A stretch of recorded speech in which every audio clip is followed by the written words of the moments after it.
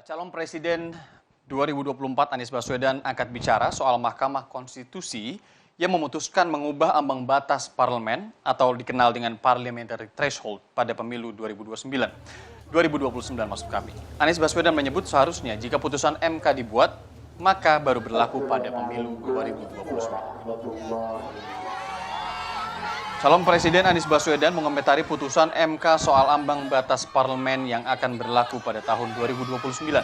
Anies menganggap setiap putusan MK tak perlu tergesa-gesa dan sudah seharusnya jika putusan MK dibuat, maka baru bisa berlaku pada pemilu berikutnya. Anies sempat menyinggung ada putusan MK yang langsung berlaku justru membuat gaduh. Namun Anies sepakat menghormati putusan MK demi keadilan pemilu. Memang harusnya begitu ya Gus? Iya. Kalau dibuat keputusan itu ya untuk pemilu berikutnya. Jadi kalau ada keputusan-keputusan MK itu ya untuk pemilu berikutnya. Betul, tidak untuk yang sekarang. Tidak untuk sekarang. Kan yang unik tuh gini, udah diputusin sekarang langsung dipakai sekarang. Betul nggak?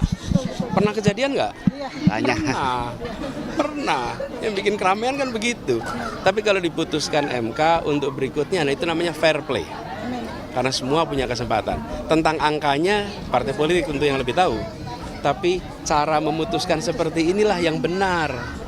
Betul nggak Gus? Ya. Sementara itu, calon wakil presiden nomor urut 3, Mahfud MD sepakat dengan putusan MK terkait perubahan ambang batas parlemen 4% yang baru akan diberlakukan pada pemilu 2029. Mantan Ketua Mahkamah Konstitusi itu menyebut keputusan MK sudah sesuai dengan tradisi hukum di dunia jika ada perubahan aturan harus diberlakukan pada periode berikutnya. Bagus, memang harus begitu.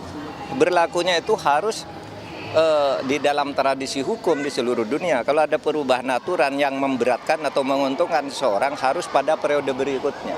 Tidak bisa berlaku sekarang. Udah pasti tidak bisa berlaku sekarang. Kan disebut juga berlaku sebelum 2029, tapi yang 2024 berlaku yang lama. Jadi jangan bermimpi lah yang sudah dapat 1%, 2% itu lalu bisa masuk sekarang, nggak bisa.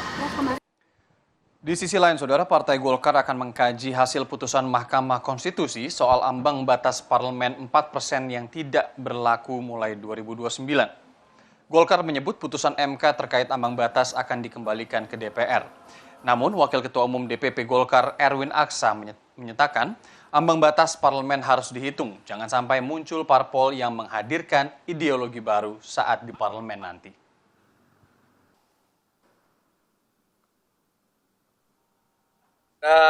Kita akan melihat kembali apakah hasil MK tersebut kemudian perlu kita kaji lagi di DPR nanti.